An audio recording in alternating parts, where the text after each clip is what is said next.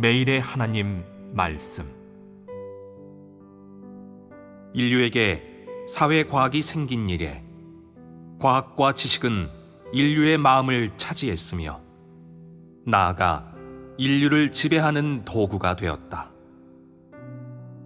그로 인해 인류는 하나님을 경배할 수 있는 충분한 공간과 유리한 여건을 잃게 되었고, 인류의 마음속에서 하나님의 자리는 점점 사라졌다. 하나님의 자리가 없는 인류의 내적 세계는 어둡고 절망적이며 공허하다. 뒤이어 사회과학자, 역사학자, 정치가들이 일어나 사회과학론, 인류 진화론 등을 발표하여 하나님이 인류를 창조했다는 진리에 어긋나는 관점을 인류의 머리와 마음에 채워 넣었다.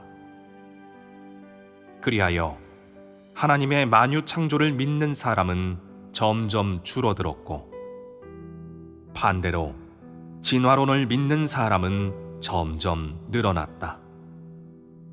또한 갈수록 많은 사람이 하나님 사역의 기록과 구약시대 하나님의 말씀을 신화나 전설로 대하기 시작했다. 사람의 마음속에서 하나님의 존엄과 위대함은 희미해졌고, 하나님의 존재와 하나님이 만유를 주재한다는 믿음도 아득해졌다. 사람은 더 이상 인류의 존망이나 국가와 민족의 운명을 중요하게 생각하지 않게 되었다. 인류는 먹고 마시고 즐기는 공허한 세상에서 살고 있다. 하나님이 오늘날 어디에서 사역하는지, 인류의 종착지를 어떻게 주재하고 계획하는지를 적극적으로 찾는 사람은 극히 드물다. 어느덧 인류의 문명은 이렇게 기대와 멀어지고 있었다. 심지어 많은 사람이 이런 세상에서 사는 것보다 오히려 죽은 사람이 더 행복하겠다고 생각할 정도다. 지난날 문명이 발전했던 나라에서 사는 사람들조차 이런 원망을 품고 있다. 하나님의 인도가 없기에 통치자나 사회학자가 아무리 머리를 짜내 인류의 문명을 유지하려 해도 소용이 없다.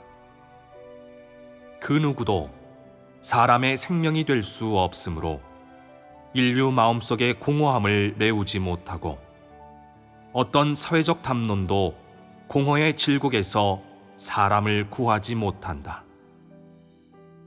과학, 지식, 자유, 민주, 즐김, 안락으로 사람이 얻는 것은 그저 일시적인 위안에 불과하다. 인류는 이런 것들이 있어도 불가피하게 계속 죄를 짓고 사회의 불공평을 원망한다. 또한 이런 것들이 있어도 인류의 탐구하려는 갈망과 욕망이 멈추지는 않는다. 사람은 하나님이 창조했기에 인류의 무의미한 희생과 탐구는 사람에게 점점 더 많은 고뇌를 안겨줄 뿐이다.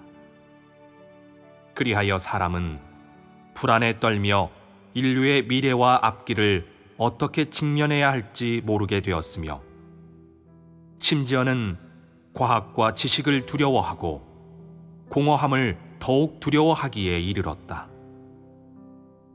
내가 이 세상의 자유국가에 있든 인권이 없는 국가에 있든 너는 인류의 운명에서 단 한 발짝도 벗어나지 못한다. 내가 통치자이든 통치를 받는 자이든 너는 인류의 운명, 비밀, 종착지를 탐구하고자 하는 욕망을 떨쳐버릴 수 없고, 영문모를 공허함을 떨쳐버릴 수도 없다. 사회학자는 인류의 이러한 공통적 현상을 가리켜 사회 현상이라 말하지만, 나서서 이런 문제를 해결할 수 있는 위인은 한 명도 없다. 결국 사람은 사람인 것이다. 하나님의 자리와 하나님의 생명은 어떤 사람도 대신하지 못한다. 인류에게 필요한 것은 단순히 배불리 먹을 수 있는 사회, 모든 사람이 평등하고 자유로운 공정한 사회뿐만이 아니다. 인류에게는 하나님의 구원과 생명 공급이 필요하다. 인류는 하나님의 생명 공급과 구원을 얻어야만 필요와 탐구욕, 그리고 심적 공허함을 해결할 수 있다. 하나님의 구원이나 보살핌을 얻지 못하는 국가와 민족은 몰락과 흑암으로 나아갈 것이고, 종국에는 하나님에 의해 멸망될 것이다.